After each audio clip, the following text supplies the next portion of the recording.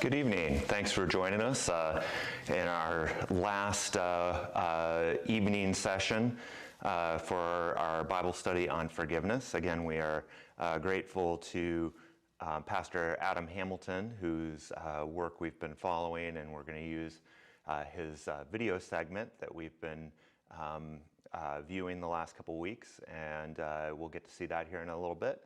But I just want to say thank you for making time in your day to learn more and think more and consider more about your faith and about forgiveness and forgiveness that we've been given and forgiveness that we have received. So to kind of as a review, we've been looking at this theme of forgiveness. Since it is Easter, so much of our gospel text for Sundays are about Jesus saying that the church will be known because of the declaration of the forgiveness of sin. And the disciples are called to be agents of forgiveness in our world. Forgiveness is essential because we tend to hurt each other. We tend to hurt people, even those we care about, and we tend to get hurt by people we care about. And we've been looking at four significant relationships about our need for receiving and extending forgiveness. Our first week, we focused on our relationship with God and how we have or have not experienced forgiveness. And we've been working from the definition that sin means something along the lines of missing the mark, or being turned in on oneself, straying from the path, self-centeredness rather than just bad behavior. A lot of times we talk about sins, plural, as bad behavior, sin being our sense that we are the main character in our lives, and everything is seen through that lens. A reminder also, when we're talking about God's forgiveness and human forgiveness is very different. And that forgiveness from God does not depend on us. It depends on Jesus Christ. Thank God for that. And God does not forget our sin, but chooses not to remember them. Week 2, we discussed forgiveness between spouses and or intimate partners, boyfriend and girlfriend, all that kind of stuff, and how forgiveness is similar and different within that context. A couple of notes from that session. One is that we need to give up recording debts and focus on counting our blessings. So what I mean by that is that too often we remember the things that the person has done that were less than awesome, and we try to balance them against the things that we did appreciate. instead of focusing on the bad, the debts, let's focus on the good, the blessings. Path to asking for forgiveness. He gives a kind of a four-step process. He talks about awareness, becoming aware that we have caused harm to somebody we care about, trying to put ourselves into their shoes and empathize with them so that we generate regret and remorse for the way that we have acted, the way that we have treated them. The third step is confession, going to that person and specifically saying, this is what I've done, and I'm sorry, and I never meant to hurt you, and I want to change. And the fourth step would be change, is we are reminded that metanoia, repentance in the Bible means turning and going in the opposite direction. It isn't just simply not doing that bad thing or that unhelpful thing or that hurtful thing, but actually going in the opposite direction and doing something helpful, life-giving, all of those things. And the last thing that Pastor Hamilton said, and I want to repeat this almost every session on marriages and relationships, is that he clearly states that, that marriage is not meant to be a life sentence nor a torture chamber. If someone is abusing you in mentally, emotionally, physically, spiritually, any of those, that is not tolerable. They've already destroyed the promises that were made in that relationship and have already moved away from that. Our last week, week 3, we focused on forgiveness between ourselves and friends, co-workers, neighbors, classmates, teammates, et cetera, pretty much everybody else out there in the world. And Pastor Hamilton gave us a possible process for forgiveness, especially when we're dealing with kind of those regular irritants in our life. And he gives us an acronym, RAP, R-A-P. R, remember your own shortcomings, assume the best about each other, and pray for that person. 3 last things about forgiveness in all of our relationships. Forgiveness is not condoning. It is not saying what was done was okay. Forgiveness does not erase the consequences. It is entirely possible to forgive somebody and still hope that they go to jail, or go to treatment, or go to, or your child is grounded, or whatever that consequence for that action is. Forgiveness does not negate that consequence. We just hope that it's not over the top, excessive, punitive, rather than restorative. Last but not least, we are looking at that forgiveness is not the same as reconciliation. It does not mean that we go back to the way things were before. Sometimes that happens. Sometimes there is a restoration of relationship after forgiveness and change and confession. However, it might simply just be us releasing ourselves from that relationship. So that's where we are. This evening, we are emphasizing the importance and challenges of giving and finding forgiveness within our own families. So I want to jump over here and start off with a discussion question. And this is one that I am not asking for you to share, it's pretty personal. So what I want you to do, though, is maybe jot down these questions or come back to it later when you have a chance to do some reflection and really consider these.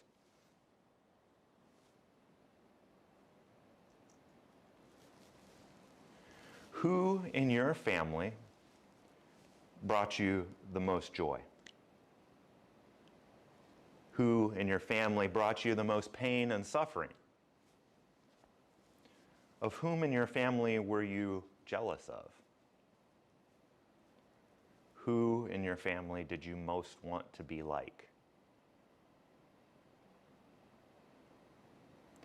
Again, thinking about who in your family brought you the most joy, who brought you the most pain and suffering, whom in your family were you jealous of, who did you want to be like?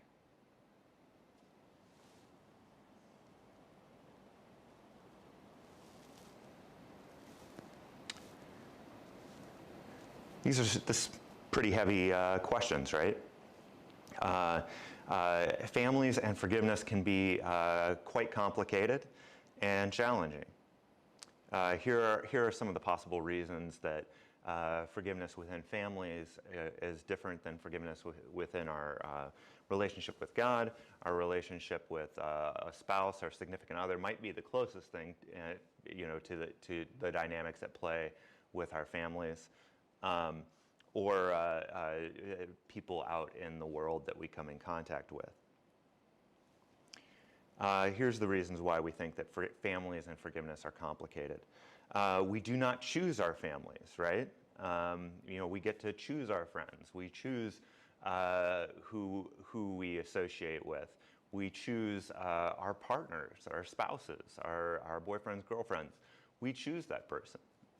Whereas family, we don't get that choice. There is often vulnerability in our families with uneven power dynamics, all right? Families, a lot of times you're dealing with people of different ages, different abilities, different economic means, and all of those things can make that relationship complicated and enhance the need to seek and give forgiveness. Tight quarters. Most kids live with an adult for at least 18 years, and again, so that that close, that everyday relationship, being in the same space day in, day out, can make those relationships fraught with tension. The last thing that I want to look at, and I think this one is especially important in the age of online, the Facebooks and Instagram and all these different things, where we get to see other people's projection of who their family is. It always looks so great. They're all, hey, our vacation is wonderful. This is amazing. We're all smiley. We're all happy. And one of the things that we believe, and yet it's not true, is that other people have the perfect family. And if I just was part of that family, then everything would be smooth. Or if I just was an only child, or if I just did this and only, all of these things are myths that we tell ourselves because there are no perfect families. So I want to start with some Bible study, and we've been looking at Pastor Hamilton will go from the Genesis story of Joseph and getting sold into slavery by his brothers, and yet I want to jump to somebody else who, if he didn't have the perfect family, I'm not sure if any of us have any chance of it. So if you want to crack your Bibles open to Mark 4. Oh, actually, Mark 3. Sorry, I was wrong on that. So Mark 3, and we're going to start with Mark 3, verse 19b. And when sometimes pastors will say, put an A or a B next to it, and that just means that there's a little split in there, and we want to start with the second part of it. Should start with the phrase, "Then Jesus went home." We don't hear many stories about Jesus' family, right? And we have only a handful of scriptural accounts of anything beyond his birth and infancy. However, it does seem, and as we're going to read through here in just a moment, that there may have been some conflict and dysfunction within Jesus' own family, just like in mine, just like in yours. So I'm going to work our way through here. So 19b and 20. Then Jesus went home, and the crowd came together again so that they could not even eat. Jesus has arrived home, back in his hometown, after traveling around the area, doing miracles, and teaching in surrounding villages. And now we see the hometown crowd pushing in and keeping Jesus and his disciples so busy that they don't even have time to eat. Verse 21. When Jesus' family heard it, they went out to restrain him, for people were saying, "He has gone out of his mind." And, we're hardwired to support Jesus, right? We're hardwired to think everything that he does and says is good. And so one of the challenges, though, that we have is to consider how it might have looked from the outside. And again, assume the best about people. Jesus' family seems concerned about his mental well-being, which we can probably understand, right? He's not taking time to care for himself. He's not taking the time to eat in this section. But he also says some pretty wild stuff, right? If you want to save your life, you're going to lose it. If you have anything of value, give it away to the poor and come and follow me. All of these things that are pretty counterintuitive, countercultural. And we're hearing rumors about possessing unusual powers. So, again, I don't think it's a stretch for us to consider why his family was concerned. We're going to skip over a few verses. We're going to skip 22 to 30. That's a interlude with Jesus and the scribes. It's part of this kind of, but not really. I want to get back to the family dynamics. So we're going to jump down to 31, verse 31. So 3:31. Then Jesus' mother and his brothers came, and standing outside, they sent to him and called him. So Jesus' mom and his siblings come to take him home, to stop him from hurting himself, to care for him. Again, we're trying to assume the best. We know, who Jesus is and what Jesus came to do, and yet we also want to lift up, this is how it might have looked to family who loved and cared for him. And then we go to 32. A crowd was sitting around Jesus, and they said to him, "Your mother and your brothers and sisters are outside asking for you." And Jesus replied in verse 33, "Who are my mother and my brothers?" And looking at those who sat around him, he said, "Here are my mother and my brothers. Whoever does the will of God is my mother, my brother and sister and mother." So this is scandalous in a lot of ways, because family was everything back then. You lived and died and depended on your family. And Jesus doesn't even go out to see his family that are legitimately concerned about him. Jesus seems to be, and we see this in the early church, and especially in the book of Acts and then in Paul's letters, that Jesus is redefining what family means and creating new families for those who have lost contact with their biological families. This was one of the major attractions of the early church. It was a place to belong, a place to be cared for, even if you've been cast out by your family of origin. So again, there's evidently conflict in Jesus' family of origin, just like there's conflict in our families. And it also seems like there was some reconciliation at some point, because Mary, the mother of Jesus, remains an integral part of the stories in the gospel. Mary remains an integral part of the early church. And then we also later know, through the book of Acts, that Jesus' brother James is one of the first leaders in the church in Jerusalem. So again, we have some dysfunction. We also have evidently some reconciliation at some point. I wish we would have gotten to hear what took place between Jesus, his mom, and his siblings.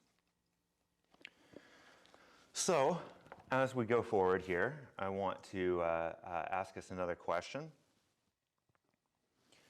What are some of the ways that we might attempt to find forgiveness for and from our family? What are some of the ways that we might attempt to find forgiveness for and from our families? First step might be for the other family member or members to realize what they've done and how it has affected you, right? And we know this, as far as everybody has different kind of trigger points or different things that really bother us and hurt us. And so families might not even be aware. We've all heard stories about the middle child, who feels left out, who feels like they don't get the benefits of being the firstborn or the lastborn. So, again, just having those, being able to talk about your hurt and your pain with your family. This is going to be hard work, right? Because there is a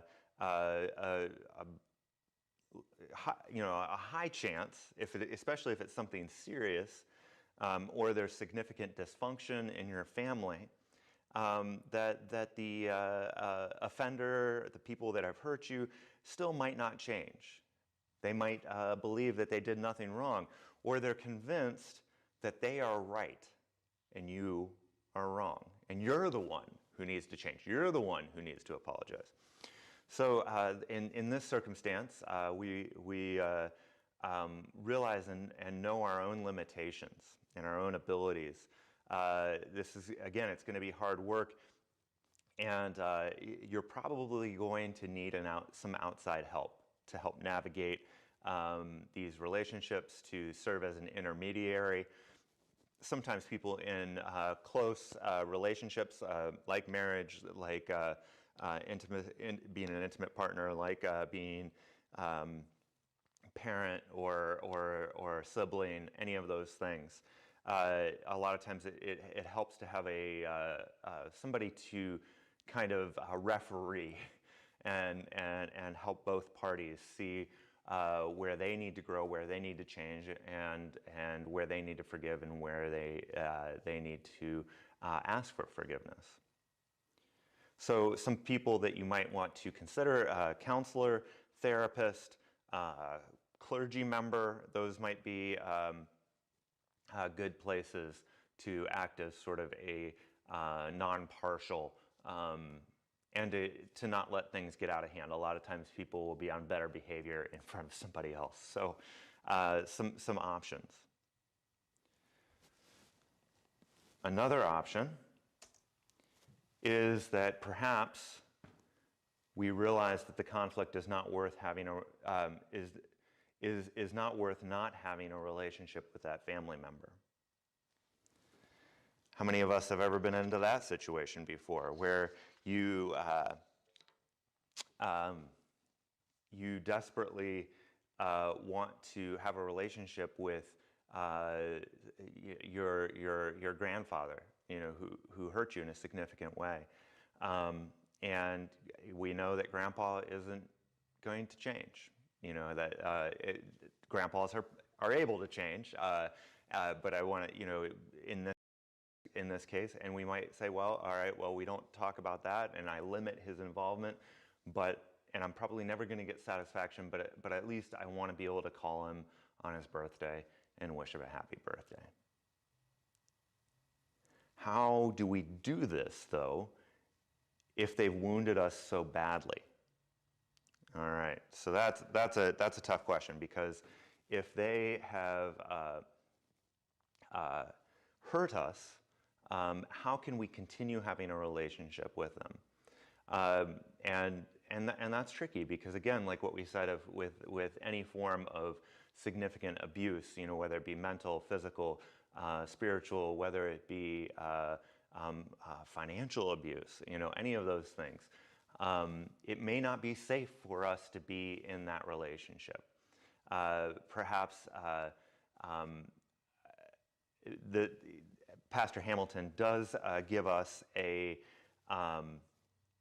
method to possibly find a way forward with let's say with a sibling years later after we've moved out of the same house, or with your parents years later after you've gone, and have your own finances, have your own families, all of that kind of stuff. So I wonder if that's sort of the lens that this is using.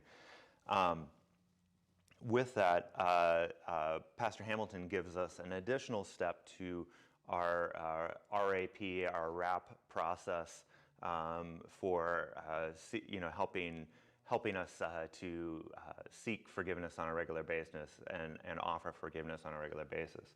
So he gives us this where what he calls is RAP plus S. All right, so RAPs. Okay, so we are called to remember our own shortcomings and mistakes. We are called to assume the best about the person who has wounded us.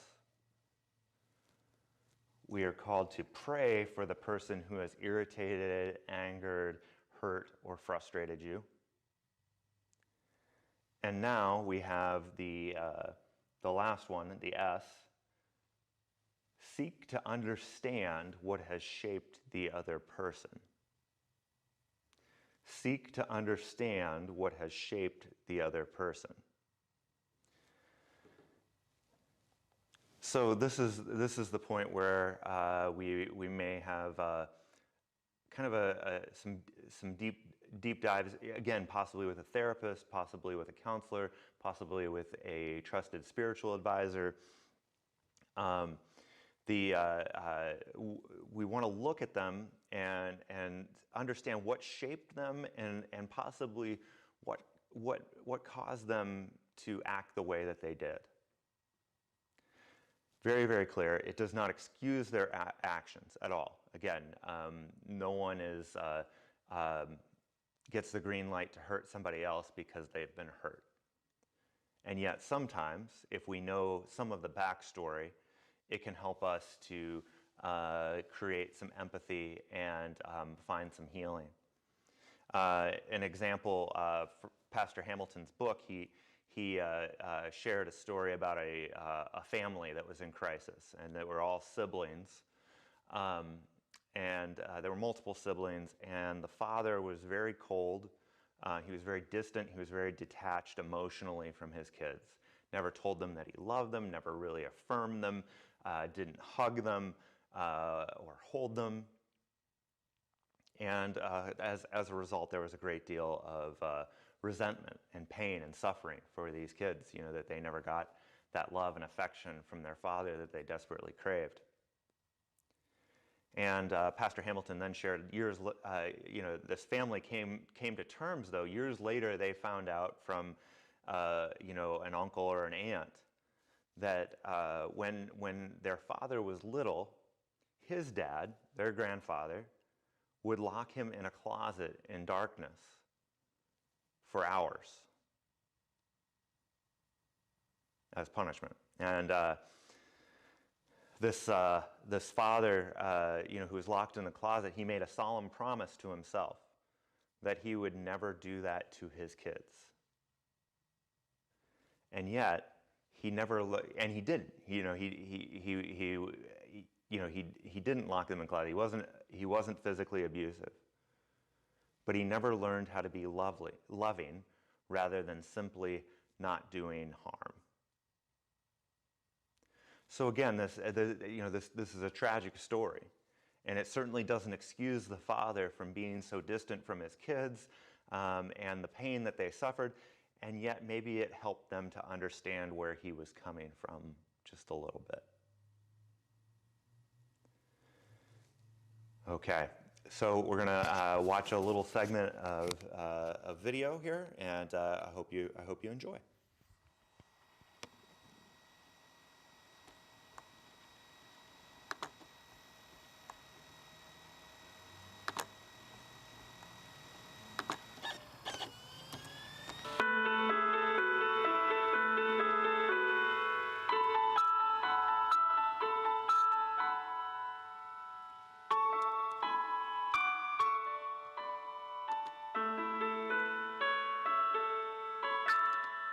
Today we're going to talk about forgiveness and how we go about providing it or giving that in the small things, in the more medium-sized sins that are committed against us, and then And then when there's something really traumatic or terrible that we carry around with us, how we begin to let go of that and what we do with it.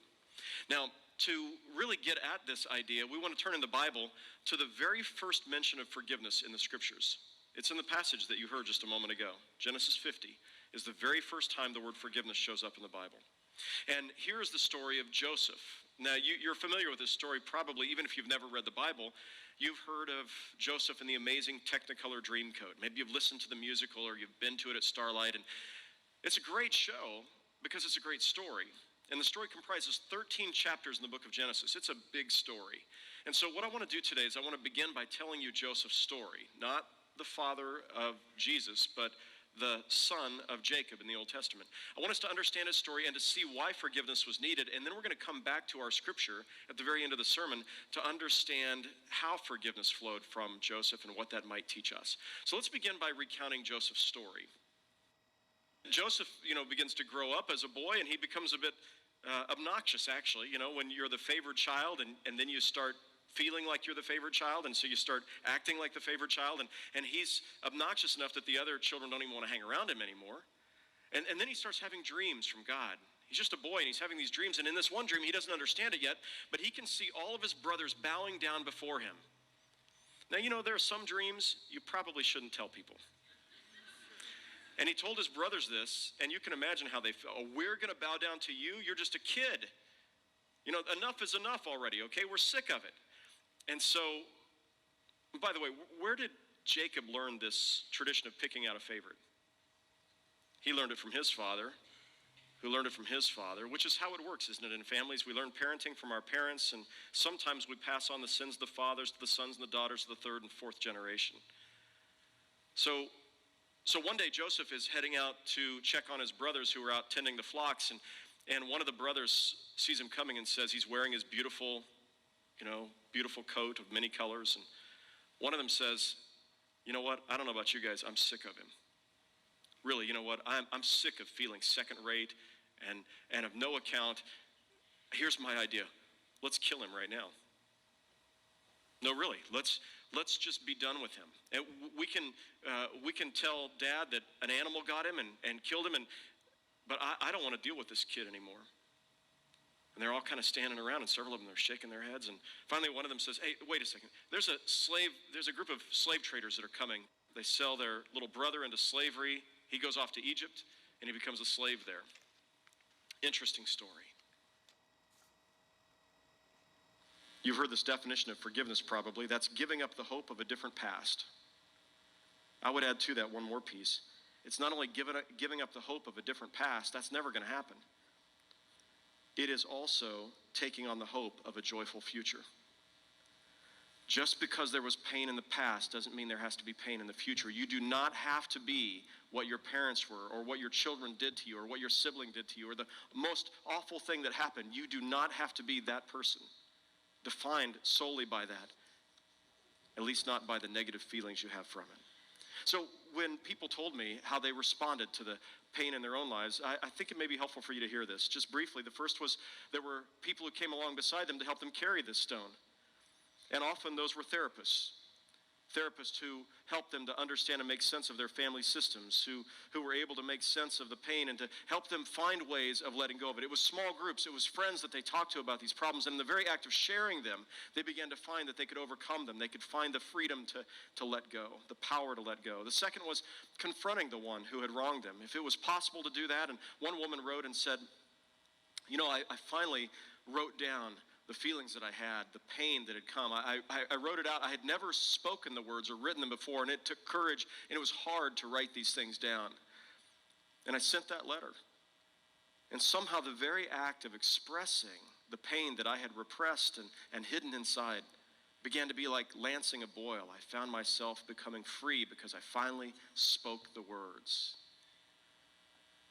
Now, several of you, most of you who described the healing process, described prayer as an important part of that. One woman said, every single day I would pray the Lord's Prayer, and when I would get to that place where I said, forgive us our trespasses as we forgive those who trespass against us, every day I would find myself saying, I want to be that person. I want to be that person. And finally, through prayer, God slowly and by degrees began to whittle away at that stone. And and you found yourself free. Another woman talked about going to the Eucharist at the Episcopalian campus ministry at her college campus, and every day taking the Eucharist and finding herself and eating the bread and the wine, her heart softening, and God setting her free. Forgiving, finally, actually letting go, happened over time, but there was a moment in which finally there was a choice. I choose to let this go. But how do you do that if the person who has wronged you is dead? That's one of the questions many of you have asked me over the last few weeks.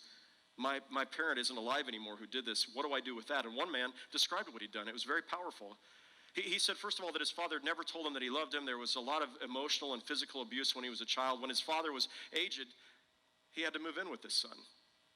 It's very hard to take care of a parent who did things to you when you were small that were harmful. But he took care of his dad. Ended up the last day of his life, his dad was in the hospital, and he came as close as he could to saying, I love you. He said, thank you for taking care of me. I didn't deserve it. Thank you for taking care of me. And then he died a short time after that. Now, a year went by, and he said, here's what I did. I was still trying to figure out how to forgive. And so one day, a year after my dad died, he said, I took a lawn chair, a bottle of wine, and a sandwich, and I sat at my dad's grave. And I told him the things that had hurt me that I remembered, and I told him the things I was sorry for that I had done. And somehow on that day, in that conversation with my dad at his grave, I found the ability to let go. You know, you can, even after they're gone, you can have these conversations. And even if they haven't heard you, God hears. Lastly, among the things that people found helpful was the idea that came to you that you could take this painful thing and use it somehow for good. And one of you in this room, actually, in your letter describing the abuse that you received when you were a child by a teenage babysitter, described how the healing really came when you began to look to help other people who'd been through abuse. And the very act of using this for something good allowed you to not celebrate the thing that had happened, but to celebrate the fact that you could help people. And that takes us back to Joseph's story. So Joseph is in slavery in Egypt, and he could have been sitting there every single day bitter about the fact that his brothers sold him into slavery, but we don't have any evidence of that in the Bible. He seems to put his nose to the grindstone, and he begins working hard to do whatever he could to earn the favor of his master. He's not dwelling on how do I escape and then kill my brothers when I get back to Canaan. He's just saying, I'm here now. Now what do I do with this? I can't change it. I can't change what they did. What do I do now? I have this picture. It's not said in the scripture. I have this picture in my mind, though, of Joseph praying every day. Okay, God, help me now. Please somehow use even this in my life. Help me. And he rises to be the master in his master's house, the chief of the servants. When a false accusation is made against him and he's thrown in prison. Now, he goes from being the prince of Jacob's sons to being a slave to now being in prison, the downwardly mobile path. And that leaves him in the prison. And you can imagine, if it was me, I think I'd be saying, God, where are you? And how come you're letting this happen to me? And, angry with God and angry with his brothers and wanting to kill somebody. But there's no evidence of that. It seems as though he must have been praying something like, God, here I am. And I know that you can deliver me. And I know that you can bring good from this. And I give this to you. Please do something with it. You are my God, and I'm trusting in you. And then the day comes, he's having dreams again. And it's reported to Pharaoh, when Pharaoh has dreams that no one else can interpret, there's a man in prison, he can help you. He can interpret your dreams. And he's brought out, Joseph's fetched from the prison, and he interprets Pharaoh's dreams. There's a famine that's coming. You better prepare now. And Pharaoh says, why don't you help me prepare? And he puts him in charge of all the land. Years go by, and one day, the famine has hit the land of Canaan. And Joseph's brothers go to Egypt to buy grain. And who do you think they're standing before to ask for grain? They don't recognize it's Joseph at first. And they come and they bow down before him just like Joseph had seen in his dream when he was a boy. Now, you read the story and you're going to find Joseph's not quite done with all of the anger inside, so he starts sort of messing with them just a little bit so that they can feel some of the pain he's felt. And then finally one day he breaks down and he starts to cry and he lets it go. He lets it go. And here's part of how he was able to do that, is he was able to look and see how God had taken the pain in his life and what his brothers intended for evil and God had transformed it for good. One last thing I want to remind you of. You know, Joseph's father, earthly father, Jesus' earthly father, was a man named Joseph also. He was a carpenter, right? And parents taught their children the trade. Jesus would have grown up being a carpenter. He would have worked with his father probably to the age of 29. He was working as a carpenter. Several years ago, I had a chance to visit the village where Jesus probably worked as a carpenter. It's a town called Zipporah or Sepphoris. And it's interesting, when you walk through that village, you can walk among the ruins from the first century, and you wonder, did Jesus work on this house? Did he work on this house? You know what the houses are built of in Zipporah? They're not built of wood. They were built of stone. Jesus was a stonemason, an expert craftsman when it came to stone. And that's the picture I have of what Jesus does in our lives when we turn our pain over to him. He doesn't always take the stone away. He transforms it into a thing of beauty.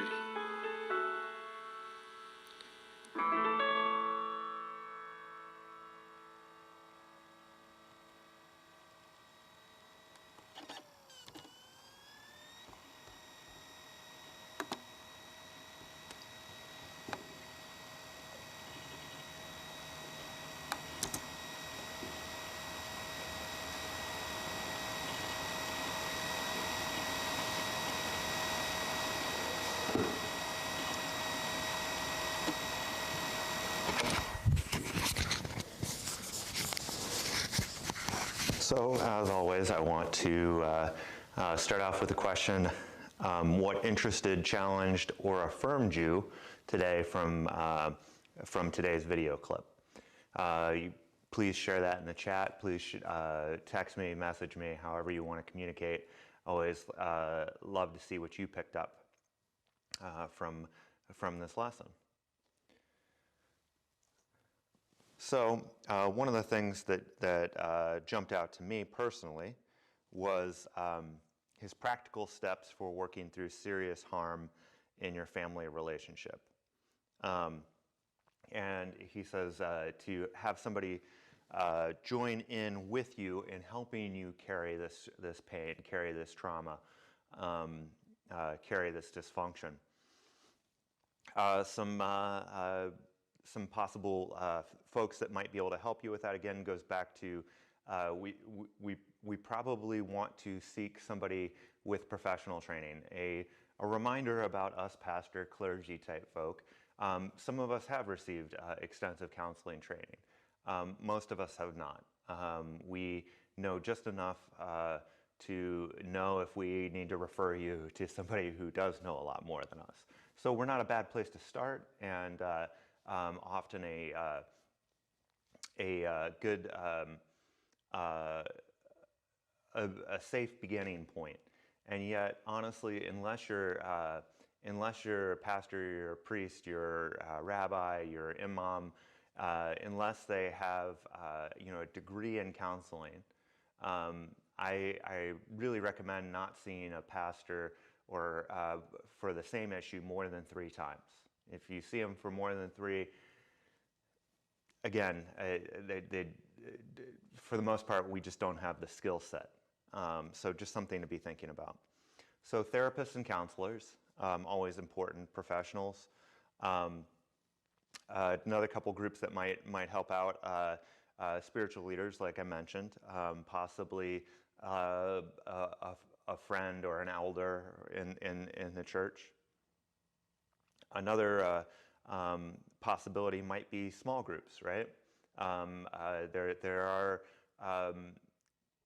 any number of online and in-person kind of care groups, for Al-Anon, for family members of alcoholics, and how, so that you have people that have been through the same thing, or 12-step support groups. Again, those are excellent groups to help you walk with this pain. Secondly, he brought up the idea of confronting. And that's a tough one, right? Because how do we do it in a way that we can be heard? And how can we do it in a way that is safe for us and safe for the other person? How can we do it in a way that is productive rather than harmful? So the confronting model can be really challenging. I really like the idea of where he shared about the woman who wrote a letter, and part of me wondered, did she ever even send it? I think he actually does say that she sent it, or something along those lines. But I know people who have written entire letters and then just filed them, or even destroyed them. But that still getting that hurt out, getting the venom out, getting the infection out, sometimes can be healing in and of itself, even if the other person never actually sees those words. I love the powerful example that he gave of the son still having it out with his dad at his grave. There are no rules about when we can forgive. We are still able to let things go even when that person is no longer with us physically. Another thing that he put forward is prayer and worship and sacrament. The idea of support from your faith community and the repetition and time to heal. We as Lutherans are believers in huge fans of the sacrament, and we believe that when we take the bread, when we take the wine or grape juice, that God is truly present in us and through us and around us, and God changes us. I don't know how it all works. I don't know how prayer exactly works, but I do know that there is something in that repetition, something in that process.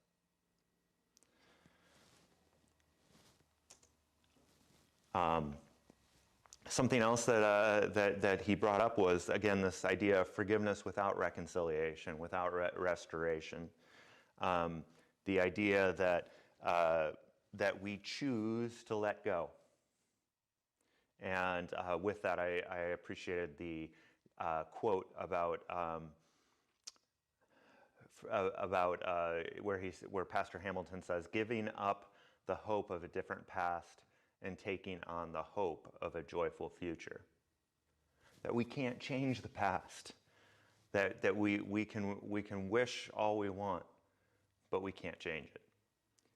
But however, that past doesn't have to define our future. The mistakes that the father has made do not have to be passed on to the children. The mistakes of the mother do not have to be passed on to the children. And then last but not least, using that pain to help someone else. This is a difficult one. This is a challenging one. Again, many of these hurts that have been caused within our families are deeply personal, deeply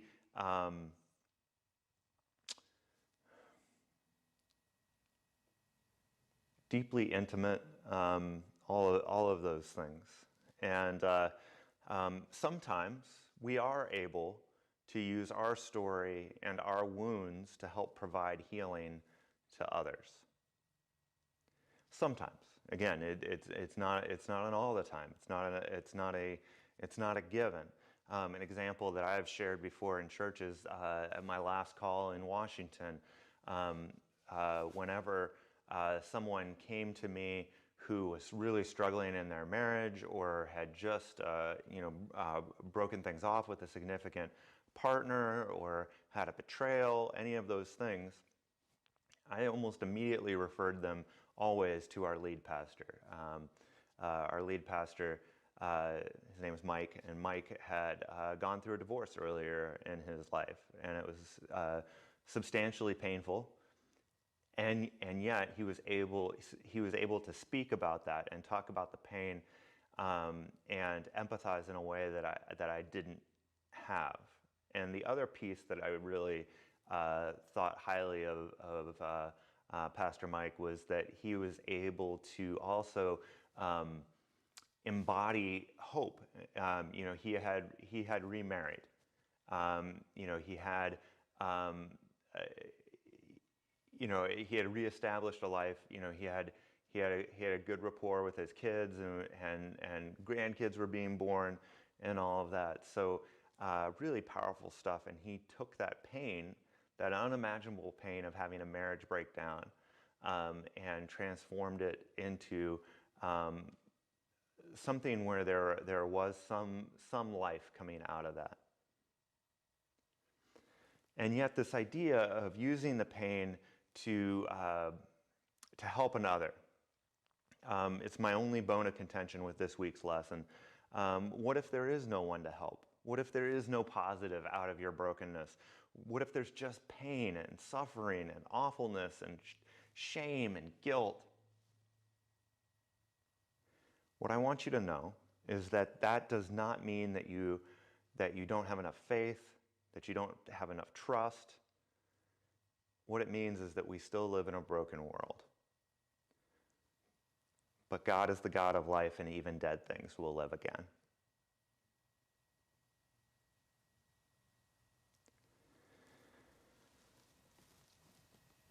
We're reaching the end of our class here, and I want to say thank you.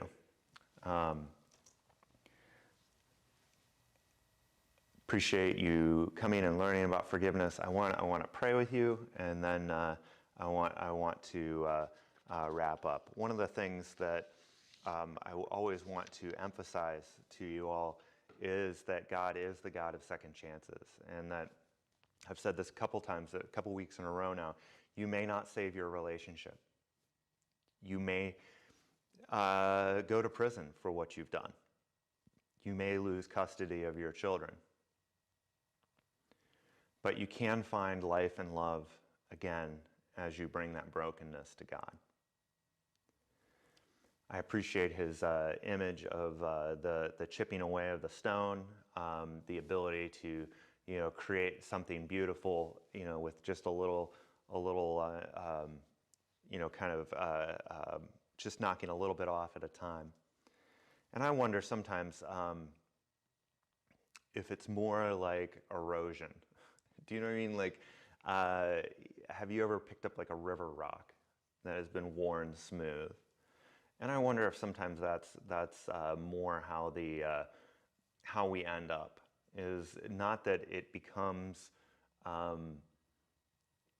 this beautiful statue, like what he had on the stage with him of the cross and all that.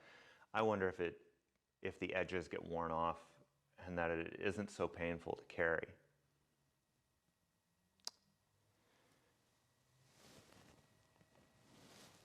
Please pray with me. God, grant me the serenity to accept the things I cannot change, the courage to change the things I can, and the wisdom to know the difference. Living one day at a time, enjoying one moment at a time, accepting hardships as the pathway to peace, taking as he did this sinful world as it is, not as I would have it. Trusting that Jesus will make all things right if I surrender to his will, so that I may be reasonably happy in this life and supremely happy with him forever and ever in the next. It was written by Reinhold Niebuhr in 1934.